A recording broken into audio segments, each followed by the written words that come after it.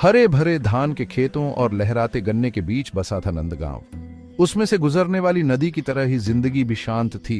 बस गांव के किनारे बने उस पुराने हवेली के बारे में फुसफुसाहट होती रहती थी। एक अजीब सी खामोशी और वक्त की धूल में डूबी हुई यह हवेली एक भयानक साये की तरह खड़ी थी, एक भूली हुई त्रासदी का सबूत।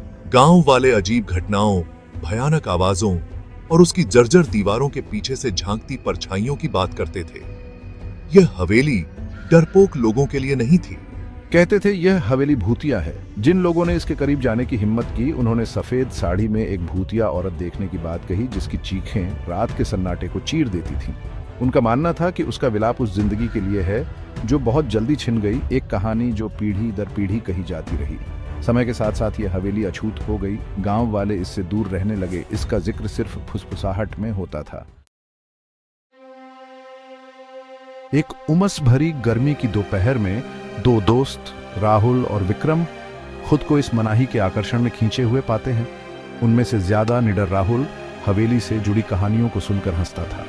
विक्रम हालांकि संशय में था, लेकिन जब भी हवेली का जिक्र होता तो उसकी रीढ़ की हड्डी में सिहरन दौड़ जाती थी। ये सब बकवास है, बस बच्चों को डराने के लिए कहानियां हैं। मैं शर्त लगाता हूं कि तुम अंदर कदम रखने की हिम्मत नहीं करोगे। बकवास मत करो, मैं जरूर जाऊंगा।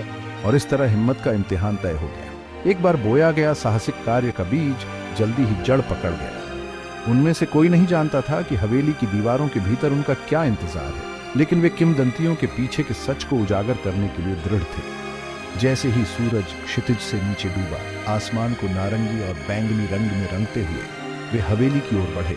उनके दिल डर और उत्तेजना के मिश्रण से धड़क रहे थे। जैसे जैसे वे हवेली के पास पहुंचे, हवा भारी होती गई। कभी भव्य इमारत अब खंडहर में तब्दील हो चुकी थी। इसकी दीवारें ढह रही थीं, छत आंशिक रूप से टूटी हुई थी। ऊंचे ऊंचे खरपतवार उस जगह पर उगे हुए थे जहां कभी एक शानदार बगीचा हुआ करता था, और पत्तों की सरसराहट और झींगुरों की चीख के अलावा और कोई आवाज नहीं थी। जैसे ही उन्होंने मुख्य द्वार तक जाने वाले ऊंचे रास्ते पर कदम रखा, कौवों का एक झुंड उड़ गया। उनकी कर्कश आवाज़ से सन्नाटा टूट गया। राहुल ने लोहे के चरमराते दरवाजे को धक्का देकर खोला और अंदर कदम रखा। विक्रम सावधानी से उसके पीछे पीछे चला। अंदर की हवा बांसी और धूल से भरी हुई थी।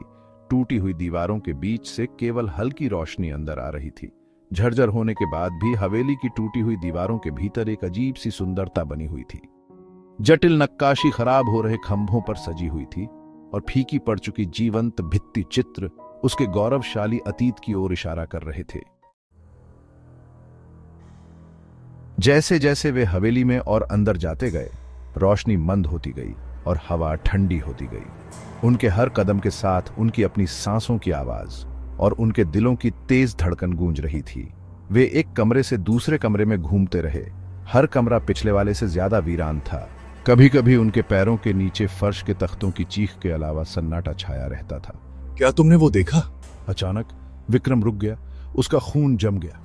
उसे लगा जैसे उसने गलियारे के अंत में कुछ हिलता हुआ देखा हो। क्या तुमने वो देखा? वह फुसफुसाया। उसकी आवाज कांप रही थी। राहुल ने अंधेरे में झांका। उसका दिल उसके सीने में जोर से धड़क रहा था। इससे पहले कि वह जवाब देता, ठंडी हवा का एक झोंका गलियारे से होकर गुजरा, उनके लालटेन को बुझा दिया और उन्हें अंधेरे में धकेल दिया। अंधेरे में एक चीख गूंज उठी।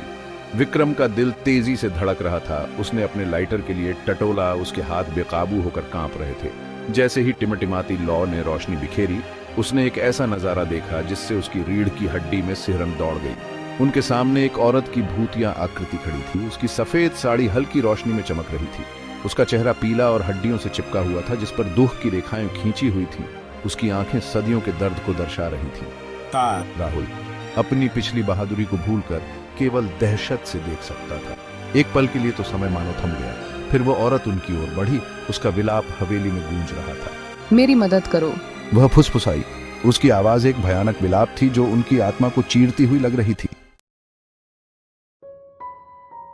लोगों को डराना जारी रहा, लेकिन गांव वालों ने अब इसे अंधविश्वास कहकर खारिज नहीं किया।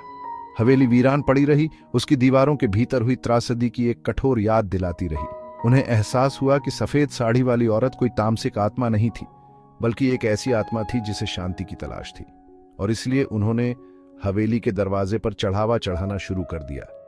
दुनिया के बीच फंसी एक आत्मा के लिए सहानुभूति का एक इशारा, जो हमेशा के लिए भूतिया हवेली के रहस्यों से बंधी हुई थी। जैसे ही भोर की पहली किरण हवेली की दीवारों की दरारों से अंदर आई, राहुल और विक्रम बाहर निकले। उनके चेहरे दहशत से पीले पड़ गए थे। उन्होंने जो देखा उसके बारे में उन्होंने कुछ नहीं बताया, लेकिन उनकी आंखों में दहशत सब कुछ बयां कर रही थी। हवेली के बाहर जमा हुए गांव वाले डर और चिंता के मिश्रण से सुन रहे थे, क्योंकि वे अपने अनुभव के बारे में बता रहे थे।